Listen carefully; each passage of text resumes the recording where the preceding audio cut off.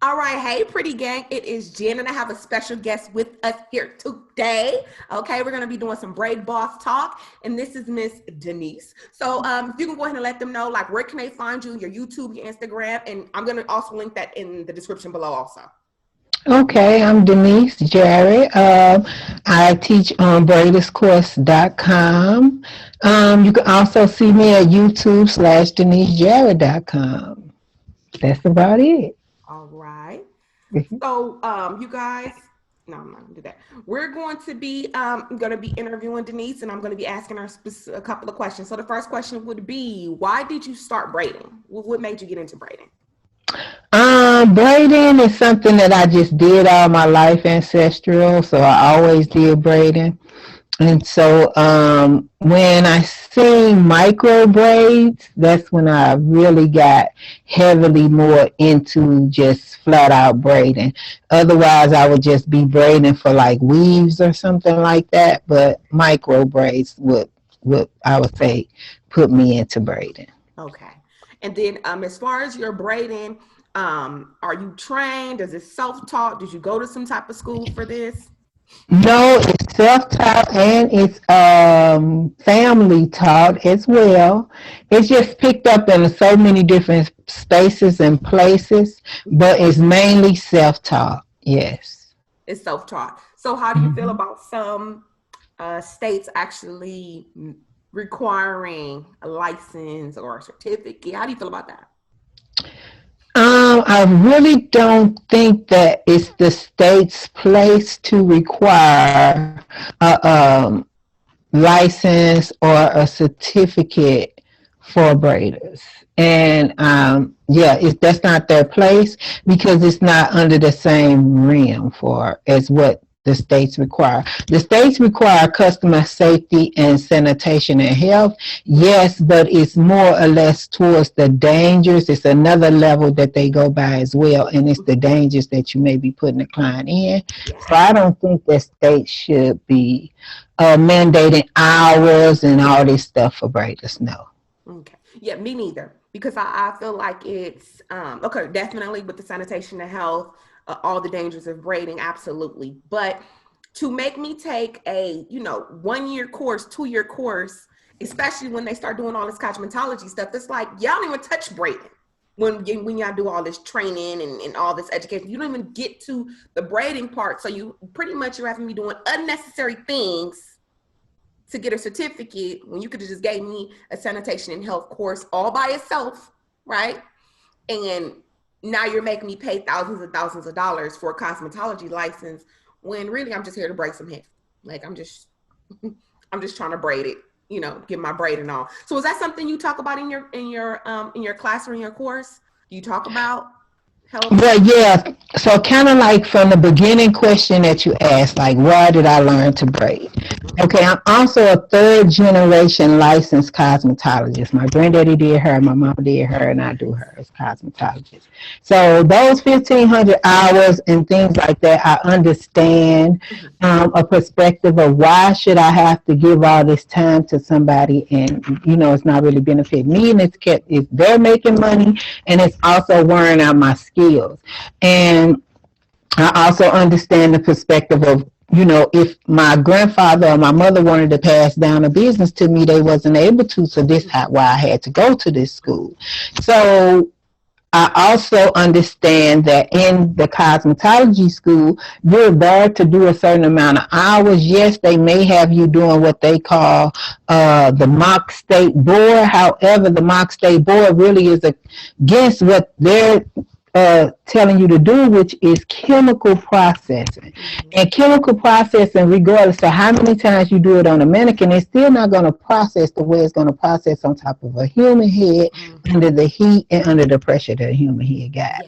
So even their stuff is not really even good enough or real. Like why are you even making people come here for this stuff? Because it's not real.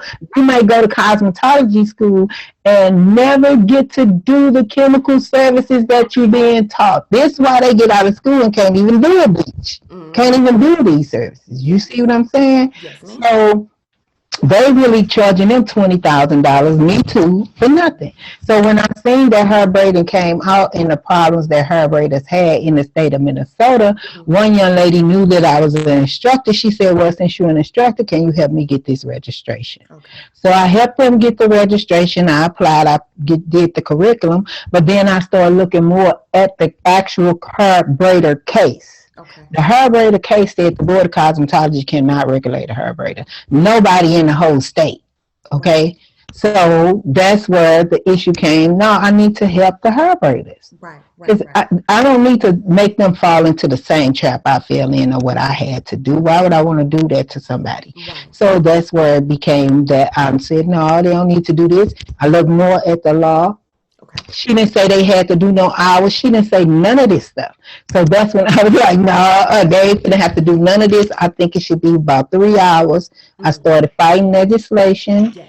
and took them to where they are, where they, in some states, no. And right now at this time, they still don't have to have a certification. They're still going through law, but that's where I sit with the braiders. It's really not that I braid her. My passion is that the government shouldn't do this. Right.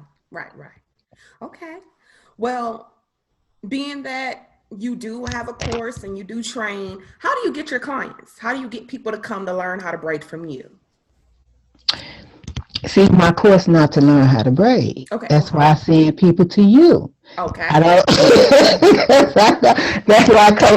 That's how I send people out to everybody else. Because my course is not learning how to braid. My course is safety, sanitation, health, safety, and sanitation. Okay. So just telling you and making sure that you know that you how to clean the combs, telling you about COVID, telling you about HIV, HPV, if you cross-sticking yourself with the needle, just stuff like that to keep you being safe. Okay. I don't have to teach you nothing about braiding. Okay. So it's the safety and sanitation of braiding. Of unlicensed hair braiders, beauticians, and barbers. So if a barber is unlicensed, he gets to get this health, safety, and sanitation through me because I'm a voluntary agency. The Board of Cosmetology is a mandatory agency. Okay. I let people voluntarily come to me. Okay. Okay. Most people already got a skill. They already do this. They already doing it. They so what they call underground. These people try to say. So I'm helping them come above ground. You don't gotta be underground. You can just get this certification and open up. Even the DOJ and everybody else know you are out there. Right. So Right. the certification, you're done. Okay. And that's that's a great thing to know because a lot of people come to me and they're under the impression I'm gonna teach them how to braid. Like, boo, I don't do that.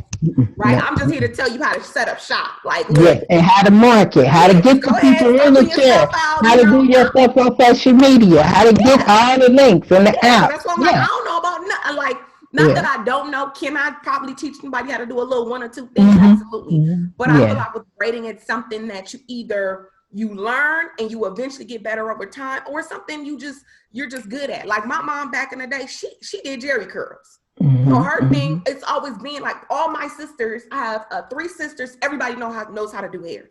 Everybody knows how to braid.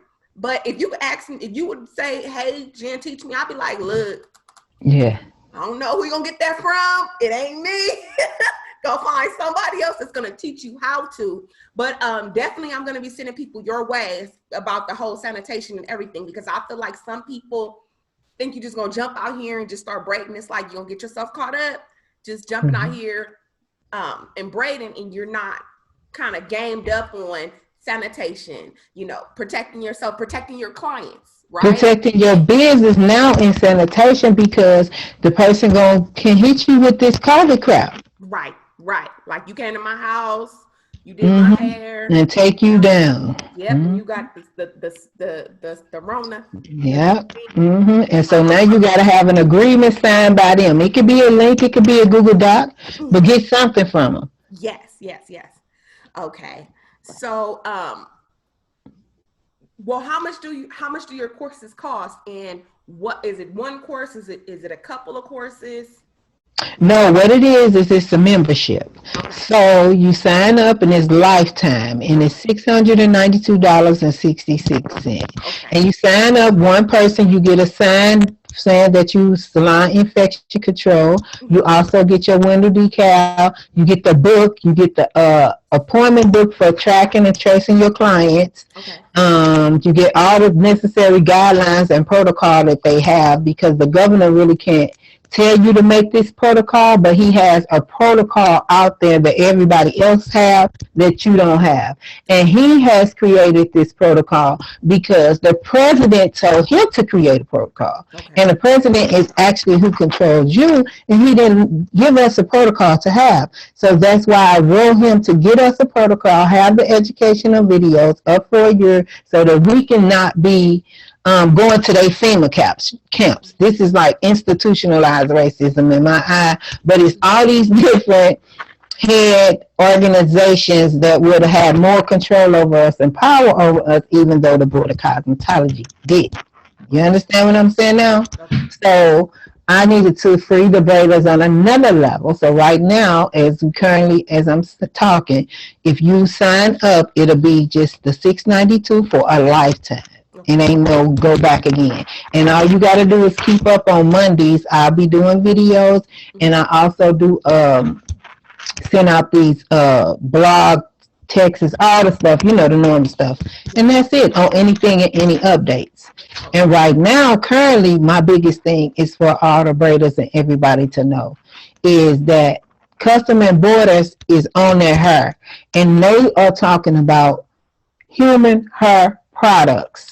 Okay, they're already shutting down all these beauty supplies that's Chinese operated and everything else. So they look at it like you got somebody kidney or you got somebody eye. Your human, this hair is hair transplant. They're not talking about human hair product chemicals or human hair product gel. They talking about human hair as a product. Okay. So I just want them all to be aware and watch out for that. Do they what they're calling supply chain due diligence, making sure you got your hair from where you should be having it. Because right now in this time, we really don't know what's in store. Right. Okay. And even more so now, what is your opinion on people going to actually just go to people's house and braid it? I done told the people, look, this is a high risk, right? Doing hair is not essential, boo. Getting your hair braided is, while we want to look good and look nice, it's not essential. So what is your take on going to people's homes and currently braiding hair? My take on it is some people just got to do some stuff that they got to do. And I believe that I am highly spiritual. So I believe the Lord or whatever God they going to is going to do whatever they need him to do. Yes. But my opinion on it is they got all these counterfeit masks, and the hospitals don't even have enough PPE that's for real for themselves. So how you gonna have a real one to go in somebody's house to do anything? Right. You barely got a real one to go in the grocery store. So I don't know. If you got to do it so you can go to the grocery store, then you got to do that. Yeah. Gotta do what you gotta do. And hopefully the person that won it so bad is clean. Kevin Hart even had it. So do you want to go over there? And he had the Rona? The vid he called it? No. the thing. It's not there, right? You tell him half the vid and you full cut. Oh man, I gotta go home. I'm gonna get this. So how do you feel about braiders taking whatever they know how to do and putting it online? What is your opinion on that? What you mean taking whatever they know how to do and put it online? If you are pretty much your braiders go online, like should they start doing training videos? Should they start doing DIYs? Like, oh yes, I would definitely do a training video. So you're saying if I was a braider, how would I tour up and what would I do right now since this done happened? Yes. Okay, so since this done happened and I'm a braider and I would normally go to their house and maybe my client might be scared too. Yes. So I will use my Zoom to show them how to do it. Okay. I would show them how to do their own hair. I would probably even go so far as like have some on my hair showing you how to twist it, what to put on it. Or have my baby next to me doing my child hair while they doing their child hair. Something to make them, feel, because they 9 times out of 10 a quarantine type person. They not going outside. They just want this for this look, probably so they can be going on Zooms. Right. So I would do something like that. And I would also get more into like having a product to sell them. Having something that I made or that I got that's personal that I could sell to them, and I could sell, because I can tell you in the cosmetology industry, they were selling the people the chemical. They were selling them the bleach, the hair bleach, the color. Whatever it is they was doing, whatever color line they got, they was selling them that amount up out of there, and they was calling the curbside pickup. What? Because earlier you were saying that that's a part of what you are shown in cosmetology is how to deal with chemicals. Why would I sell that to somebody and just be like, here, go mesh it? Well, I can understand. Now, how could the chemical oxidize outside in California when he had them outside? Come on, be a cosmetologist. I'm like, no, they are infringing on hair braiders. Oh my! Because hair braiders is the only person that can do hair anywhere. Huh. Wow. I wouldn't be selling nobody no chemicals. So being that you do know a lot about, legislations and the laws for braiders, what direction do you see hair braiding going in? Do you see more states doubling down and wanting more people to be licensed or trained? Or do you think we're going to continue on the same path that we're on, kind of like some states, yes, some states no, do your thing, be underground, as we call it? Okay, so the hair braiders court case is a unique and distinct case, okay? Because the hair braiders case was sued under the 14th Amendment. Okay, on the freedom and constitution. There wasn't a question on do you need a license or not. It was kind of that, but that wasn't the question. Was it really about the money? Yeah, and it's really about the freedom of constitution. It's really about the Bill of Rights. Okay. So it goes also with the freedom of education. It's a lot of different cases that they have that are landmark cases that are tied to this case with the freedom of the hair braiders, right? Okay. So I don't think it's just as simple as a wave of the states. The states are in big trouble because, as you can see, it's like Institute of Justice in different places are taking down the states because it's their actual case, right? But the case stems more back to like Roe versus Wade, Browns versus education. So when you hear Lindsey Graham, when they were letting in that Supreme Court justice and said, in order to get these cases back here before her where she can mess them up, you'll have to be stupid enough to appeal. That's what he's talking about, the hair braider case. Okay. Because the hair braider case is the case that's rolling back a lot of these different things. Where you ain't gotta, they talking about abolish the police and all that because the police got a license. You even got a marriage license that you gotta have. This is going all the way back to all these different licenses in order to have some form of a business. That's why marriage is a business. Do you see what I'm saying? Yes. So it's like a whole trail that is going back to that really ain't no state can jump up and talk about licensing no hair braider. That's why that letter even give us even more power. Okay. Ain't no state. That letter say you get to go and do America. Okay, especially right now for 1 year for COVID, because they said that the hair braiders couldn't have shampoo bowls. How? When the white girls got the blow dry bar standing up here with a whole damn blow dry bar and a shampoo bag. No, you can't do that. You get what I'm saying? So no. And so then after they was freeing the hair braiders, they went crazy and became these blow dry bar girls and these what are they calling themselves? The personal care personal care assistants, okay? So they can't really get control of these people that don't want to have any regulation. But the main thing I can tell the people is that they still going to need to join some form of association. That way they have some type of bylaws and things like that. That's what I like about you when you tell them with their LLC stuff, you know, how to write their bylaws, how to write their articles. All this, you still going to need to be formed because America's ran on rules and RICO law.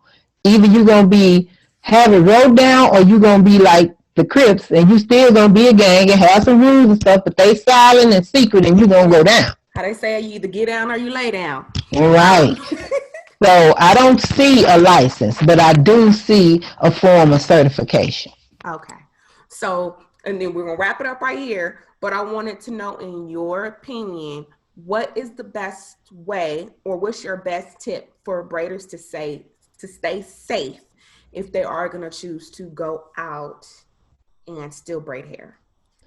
Okay, just have their PPEs on. Go to that link that I sent you. You get them the link for the COVID thing and still operate with the COVID thing. Still operate with it. Even though you ain't a member and you don't got the thing there and all that, you still a silent member in my eye. And if you got it and you've been following it and I get called in court as the expert witness, I'm going to advocate for you. Okay. It just doesn't matter that you can't afford it. You get what I'm saying? As long as you got all the stuff and you can prove that you've been having your PPEs, you got hand sanitizer, you got everything you need because you got to eat. Right. So I'm going to leave the link to that in the description below also. So I'll leave the link to your YouTube, the link to your course, and the link to what you suggest for us as braiders as far as our PPE that we should have. You guys, I did do a recent video after receiving an email from Denise, and where I talked about, you know, what you need to know with COVID. Like, you need to stay up to date with your own state rules, but the information is accessible on the CDC, right? To tell you what you should and should not be doing as a small business, while we may not be, you know, the regular, or let me not say regular, the conventional version of small business, but we are out here running a business. So please act like it, even if it is a side hustle, even if you do feel like this is just gig work, you need to be safe out here for your clients, but more so for yourself. So Denise, you can tell them where to find you one more time. You can find me at www.BraidersCourse.com, and I also help you with getting your business all the way certified with sam.gov, so you can get some small grants as an individual. You don't got to get big grants that's having no course or nothing, but you want to have your business as a they have something called micro small businesses, okay? So you can be a small business and still get your money. So thank you so much, Jen, and thank y'all, Pretty Gang. I'm a Pretty Gang member, and I hope we grow bigger, okay? All right. So thank you so Thank much. you. All right. I'm going to end this. I end the recording. Let me